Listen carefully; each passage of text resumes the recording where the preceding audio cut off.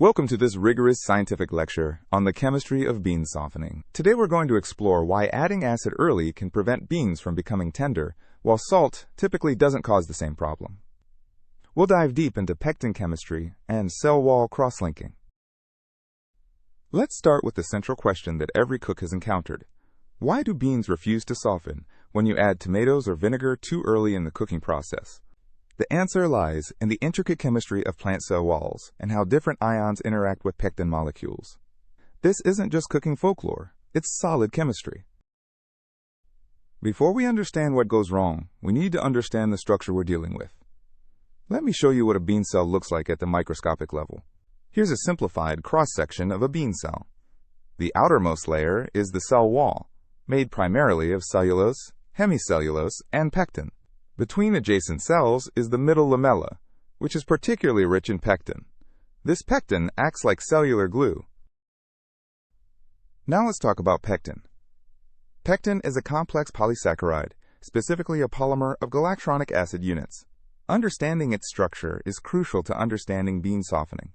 The pectin backbone consists of repeating galactronic acid units, which we can write as galactronic acid subscript N, where N can be hundreds of units long. Here's the key chemical feature. Each galactronic acid unit contains a carboxyl group. At the neutral to slightly alkaline pH of cooking water, around pH 7 to 8, these carboxyl groups are deprotonated and carry a negative charge. Imagine a long polymer chain with negatively charged carboxyl groups sticking out at regular intervals. These negative charges repel each other, which normally keeps pectin chains apart and flexible. Let me ask you a question. What happens during normal bean cooking when you just use water? Why do beans eventually soften? The answer is that heat provides thermal energy that disrupts the hydrogen bonds and van der Waals forces holding pectin chains together. The negative charges on the carboxyl groups also repel each other, helping to push the chains apart. As the pectin chains in the middle lamella separate and dissolve, the cellular glue weakens. Cells can now separate from each other more easily, and the bean texture becomes tender. This typically happens between 90 and 100 degrees Celsius after sufficient time. Now let's get to the heart of the matter. What happens when we add acid early? The problem isn't actually the acid itself directly, it's what the acid does to calcium ions. Most tap water contains calcium ions, and legumes themselves naturally contain calcium in their cell walls. Under normal cooking conditions at neutral to alkaline pH, much of this calcium remains relatively inactive. When calcium ions interact with pectin chains, they create what's called the egg box model. This is a beautiful example of ionic cross-linking. Here's the egg box model. Two pectin chains align parallel to each other, with their negative carboxyl groups facing inward. Calcium ions, which carry a +2 charge, sit between them like eggs in an egg carton, creating ionic bridges that cross-link the chains together. The chemistry is simple. Two negatively charged carboxylate groups coordinate with one calcium ion to form a stable complex. This cross-linking dramatically strengthens the pectin network. Now here's where acid comes in. When you add acid early, you lower the pH. This has two critical effects on calcium availability. First, at lower pH, some of the carboxyl groups become protonated. They go from COO- to COOH. This reduces the negative charge density along the pectin chains, which reduces electrostatic repulsion. Second, and more importantly, lower pH dramatically increases the solubility and activity of calcium ions. Calcium salts that might precipitate at neutral pH remain dissolved in acidic conditions. At pH below 6, calcium ion solubility increases substantially. More free calcium means more opportunity for egg box cross-linking. The result is that pectin chains become heavily cross-linked by calcium bridges. This cross-link network is much more resistant to thermal breakdown. Even after hours of cooking, the beans remain firm because the pectin cement refuses to dissolve. Let's do some back-of-the-envelope calculations to understand the magnitude of this effect. How much calcium do we actually need to cause problems? Bean cell walls contain roughly 5 to 10% pectin by dry weight.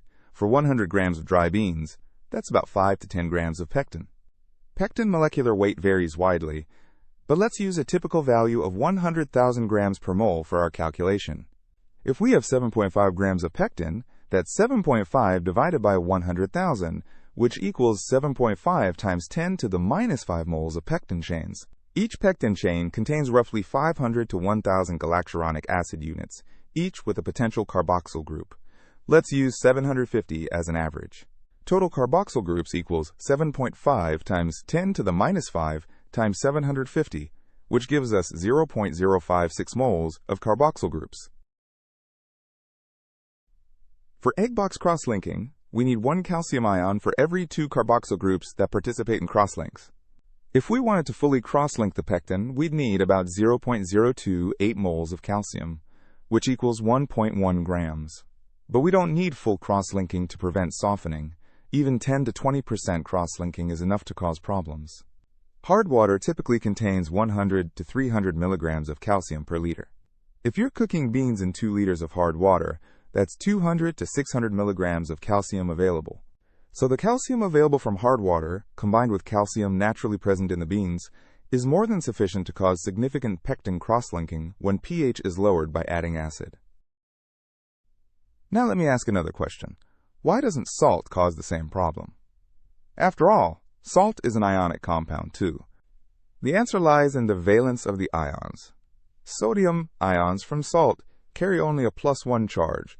They're monovalent, not divalent like calcium. A sodium ion can interact with 1 carboxyl group, forming a simple ionic pair. But it cannot simultaneously bridge 2 carboxyl groups on different pectin chains because it only has 1 positive charge. Sodium ions can screen the negative charges and reduce electrostatic repulsion between pectin chains, but they cannot create the cross-link network that calcium creates. This is a fundamental difference in coordination chemistry.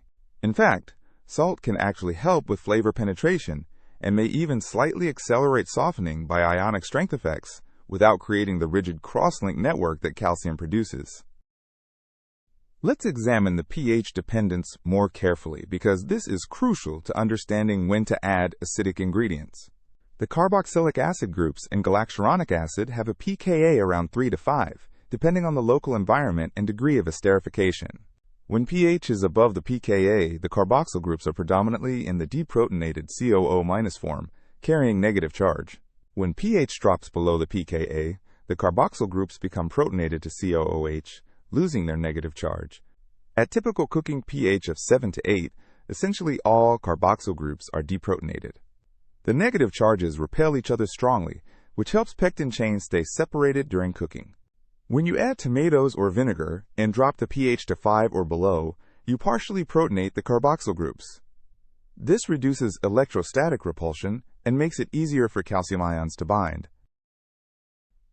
Let me give you an analogy to help visualize this. Think of pectin chains as 2 strips of Velcro. During normal cooking at neutral pH, it's like the Velcro strips have magnets with the same poles facing each other. They naturally repel and stay apart. Heat provides enough energy to overcome the remaining attractions, and they separate easily. With calcium ions and acidic pH, it's like inserting metal clips between the Velcro strips. Now they're locked together by these bridges. No amount of pulling or heating will easily separate them because the clips hold them firmly in place. What does this mean for practical cooking? The implications are clear and scientifically grounded. First, add acidic ingredients like tomatoes, vinegar, lemon juice, or wine only after your beans have reached the desired tenderness. Once pectin is already dissolved, acid won't cause it to recross-link. Second, if you have hard water, consider using filtered water or adding a small pinch of baking soda to raise the pH slightly.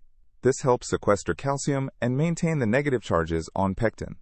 Baking soda, sodium bicarbonate, raises pH and provides carbonate ions that can precipitate calcium as calcium carbonate, removing it from solution. Third, salt can be added at any time during cooking without preventing softening. It only helps with flavor and doesn't create calcium-style crosslinks. Besides pH and calcium, temperature and time are also critical factors in pectin breakdown. Pectin degradation follows Arrhenius kinetics. The activation energy is approximately 100 kilojoules per mole. This means the rate doubles roughly every 10 degrees Celsius increase in temperature. The rate constant K equals A times e to the minus EA over RT, where EA is the activation energy, R is the gas constant, and T is absolute temperature. At 90 degrees Celsius, Beans typically soften in 1 to 2 hours. But if calcium cross-linking has occurred, this time can extend to 6 hours or more, and beans may never fully soften. In a pressure cooker at 120 degrees Celsius, the higher temperature dramatically accelerates pectin breakdown. Even some calcium cross-linking can be overcome given enough thermal energy. Softening occurs in 20 to 30 minutes. Here's a practical question. If you've already added acid early and your beans are stubbornly hard, can you rescue them? The answer is that it's difficult but sometimes possible. Once calcium crosslinks have formed, they're quite stable. Try adding a quarter teaspoon of baking soda to raise the pH above 8. This may help sequester some calcium as carbonate and slowly allow some pectin chains to separate. Extend the cooking time significantly and use the highest temperature possible. If you have a pressure cooker, transfer the beans there. The higher thermal energy can eventually break down even cross-linked pectin. Some cooks add a chelating agent like EDTA, which binds calcium ions tightly. However, this is not common in home cooking. Interestingly, once beans start to soften a bit, you can carefully add more acid for flavor without rehardening them. Let's take a more advanced perspective. From a molecular dynamic standpoint, what's happening at the atomic level? Pectin chains have considerable conformational flexibility. There's rotational freedom around the glycosidic bonds linking each galactronic acid unit. This allows the chain to bend and twist. Thermal energy causes random molecular fluctuations. At high enough temperature, these fluctuations provide sufficient energy to break hydrogen bonds and van der Waals interactions between pectin chains. However, calcium crosslinks create electrostatic interactions with binding energies of 100 to 200 kilojoules per mole. This is approaching the stability of covalent bonds. Thermal fluctuations at cooking temperatures aren't sufficient to break these crosslinks easily. The thermal energy available at 100 degrees Celsius or 373 Kelvin is about kT, which equals roughly 3 kilojoules per mole. This is much less than the 100 to 200 kilojoules per mole binding energy of calcium bridges. Therefore, it requires many thermal fluctuations occurring over extended time to eventually accumulate enough energy to break calcium crosslinks. This explains why acidified beans need such long cooking times. Calcium isn't the only divalent cation that causes problems. Let's briefly discuss other ions. Magnesium ions, which carry +2 charge like calcium, can also form egg box structures. However, magnesium has a smaller ionic radius and higher charge density, which actually makes it bind less favorably to pectin's carboxyl groups compared to calcium. Other metal ions, like iron 2+ or copper 2+, can also cross-link pectin. This is sometimes seen when cooking beans in cast iron pots with acidic ingredients. The iron leached from the pot can contribute to hardening. Zinc and manganese ions show similar chemistry, though they're less commonly encountered in cooking water. The general order of cross-linking effectiveness is calcium much greater than magnesium, much greater than sodium, which is essentially ineffective. There's also an enzymatic aspect to pectin chemistry that we should mention briefly. Fresh beans contain enzymes called pectin methylesterases. These enzymes remove methyl ester groups from galactronic acid units, converting them to free carboxyl groups. This actually increases the density of negative charges and potential calcium binding sites. Brief blanching, or the initial soaking period, typically inactivates these enzymes. This is generally beneficial because it prevents additional generation of calcium binding sites during cooking. Another enzyme, polygalactronase, can actually break down pectin chains by hydrolyzing glycosidic bonds. However, this enzyme is also quickly inactivated by heat, so it doesn't play a major role during prolonged cooking. Let's look at a real-world example. Boston baked beans are traditionally cooked with molasses, which is acidic. Traditional Boston baked bean recipes add molasses, which has a pH around 5 to 5.5, right from the beginning. Combined with the calcium naturally present in beans and water, this creates extensive pectin cross-linking. The result is beans that remain quite firm even after 6 to 8 hours of slow baking at low temperature. This firm texture is actually desired in this dish, so the acid-calcium interaction is working as intended. Modern recipe adaptations sometimes pre-cook the beans until tender in plain water, then add the molasses for the final hour of baking. This produces a softer texture while still developing the characteristic flavor. Let me summarize the key scientific principles we've covered in this lecture. Pectin, a polymer of galacturonic acid, forms the primary component of the middle lamella and acts as cellular glue in plant tissues. Divalent calcium ions create stable egg box crosslinks between negatively charged pectin chains, dramatically increasing the mechanical strength of cell walls. Acidic pH increases calcium ion solubility and activity while simultaneously reducing electrostatic repulsion between pectin chains by partial protonation of carboxyl groups. Monovalent sodium ions from salt cannot create crosslinks because they can only coordinate with one carboxyl group at a time. High temperature and extended cooking time can eventually break down even cross-linked pectin networks, though it requires significantly more energy and time. Based on all this chemistry, here are the evidence-based cooking recommendations. Use soft water when possible, or add a pinch of baking soda to hard water to sequester calcium.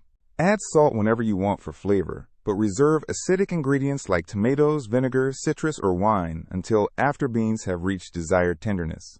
Use a pressure cooker for faster cooking at higher temperature, which provides more thermal energy to overcome potential cross-linking.